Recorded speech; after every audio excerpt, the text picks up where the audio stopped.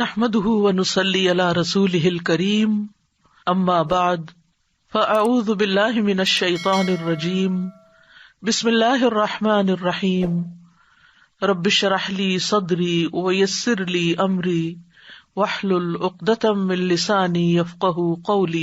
ہم زندگی میں بہت دفعہ ایسے معاملات یا رویوں کا سامنا کرتے ہیں جن سے ہمیں دلی، روحانی اور بعض اوقات جسمانی اذیت بھی ہوتی ہے۔ مثلاً کوئی ہم سے نامناسب الفاظ میں بات کرے، بدتمیزی کرے، منفی رویہ ظاہر کرے، غلط بیانی یا الزام تراشی کرے، تو اس سچویشن کو کس طرح ہینڈل کیا جائے؟ اس کے لیے کچھ ریمیڈیز ہیں۔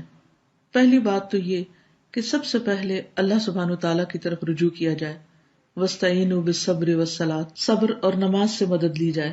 دوسرے کو جواب دینے سے پہلے اپنی غلطی کو بھی دیکھا جائے کہ ایسی سچویشن پیش کیوں آئی۔ جہاں دوسرے کی اصلاح کی ضرورت ہو تو عمدہ طریقے سے سمجھایا جائے، کیونکہ ادفع باللتی ہی احسن فاذا الذی بینک وبینہ عداوۃ کأنہ ولی حمیم۔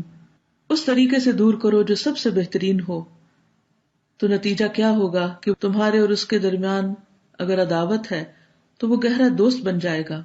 یہی انسان کی اصل کامیابی ہے کہ انسان اپنے دشمنوں میں اضافہ کرنے کی بجائے دوستوں میں اضافہ کرے، لیکن اس کے لیے اپنی اصلاح کی ضرورت ہوتی ہے۔ جنت میں اعلیٰ درجات اسی وقت مل سکتے ہیں جب انسان دنیا میں اچھے اخلاق کا مظاہرہ کرے۔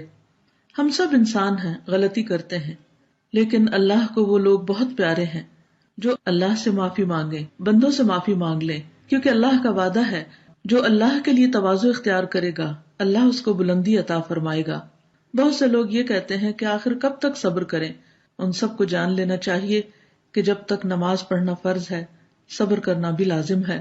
اللہ تعالی ہماری مدد فرمائے۔ آپ سب کے لیے دعائیں اور نیک تمنائیں۔ وآخر دعوانا ان الحمد للہ رب العالمین۔ سبحانک اللہم وبحمدک، اشہد ان لا الہ الا انت، استغفرک واتوب الیک۔